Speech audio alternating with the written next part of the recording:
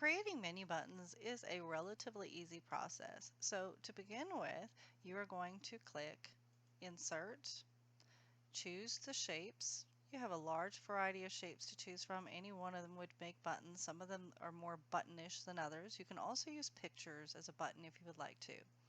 So I'm going to choose this shape right here because it's kind of the universal shape for a button. And I'm going to size it. I'm going to change my color to anything that you would like. I think I'm going to make my button blue.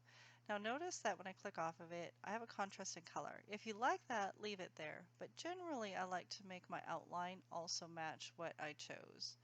So I think it was that one that I chose. So now that they match, the next thing that I'm going to do is I'm going to contour my button. So to do that, I click my format if it's not already selected. I'm going to click Shape Effects, and when I click the down button, I have all these options to choose from. So I'm going to click this one right here. Now it kind of looks like a button, but notice that this one is more contoured, my sample button, than this one. You can keep it as that, but if you're not happy with it, click on it again, click the format, shape effects, and go back to your preset, and you see these 3D options? Select that. Now it presets it at 15 weight for the top, and the height is 3 points. You can increase that, so I'm going to increase it. And I'm also going to increase it down here as well. And you can do the same thing right here if you want to, giving it more shape.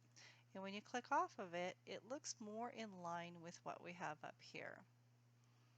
Now the next step is to add text. So I'm going to insert text. You have two options. You can just double click on this and add your text.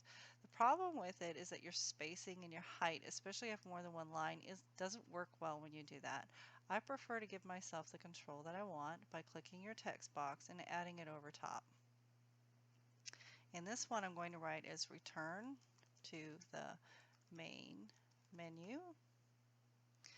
Yeah, I think I'd like to center that, and I probably want to put it on 2 lines. Now the font and the size isn't what I want, so I'm going to resize those. Choose a different font.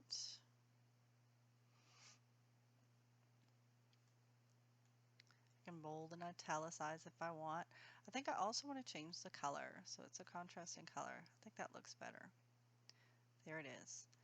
Now, right now, this and this are not attached. So to attach those, you're going to click your object that you want to connect, select Control on your keyboard, which is the bottom left, and select your text. So right now I have two things selected and I want to group them.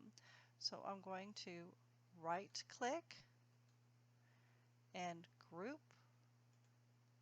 Now when I click on it, it moves as a unit. Now my next step is going to be to repeat the process you did previously where you had inserted and selected action, and go through that process again where you link these to where you want them to go.